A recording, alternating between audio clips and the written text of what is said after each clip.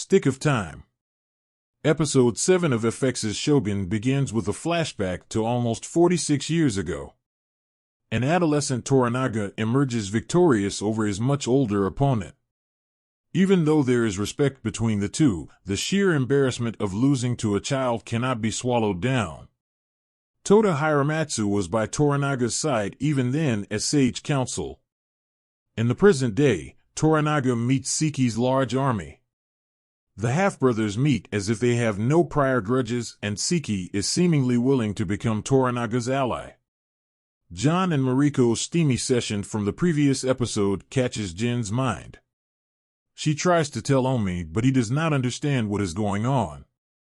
A lot of subtext is found in various scenes that lead up to the big dinner. Seki and Toranaga's clans share a celebratory dinner to remember their union. It is seemingly going pretty well for the Lord of the Kanto until Seki drops a truth bomb. At first, he shocks everyone by demanding Aizu in return for his army. However, he reveals that a deal has already been made. Seki has already joined hands with Ishido as the final member of the Council of Regents. He delivers the council's order for Toranaga to return to Osaka and surrender. This takes everyone in the room by surprise, giving them little time to react. Toranaga suspends taking a decision until the next evening. The stakes are as high as they can be. If Toranaga agrees to surrender, he will be killed and more than half of his clan will commit suicide out of loyalty to their lord.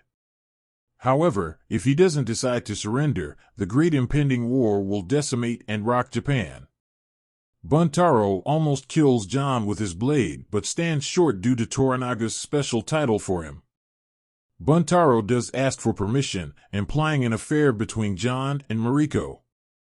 But Toranaga wisely retorts that this would mean Mariko is also party to the affair and she must die with John. Buntaro drops the idea, but Mariko is not free of guilt. Toranaga confronts her in private, asking where her loyalties lie. It is clear that she has feelings for John, but they aren't so overpowering as to make Mariko forget the master she serves.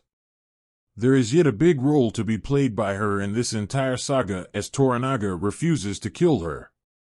Toranaga makes a shocking decision by announcing his intention to surrender to Ishido. Everyone, including Nagakado and Hiramatsu, is stunned into silence. Quiet protests brew among Toranaga's ranks as no one is ready to go down without a fight. John is also not willing to go down with Toranaga and is freed from his service. He is even propositioned to take back his crew and ship to sail for home. When it looks like there will be no more protests from Toranaga's camp, Nagakado springs a surprise.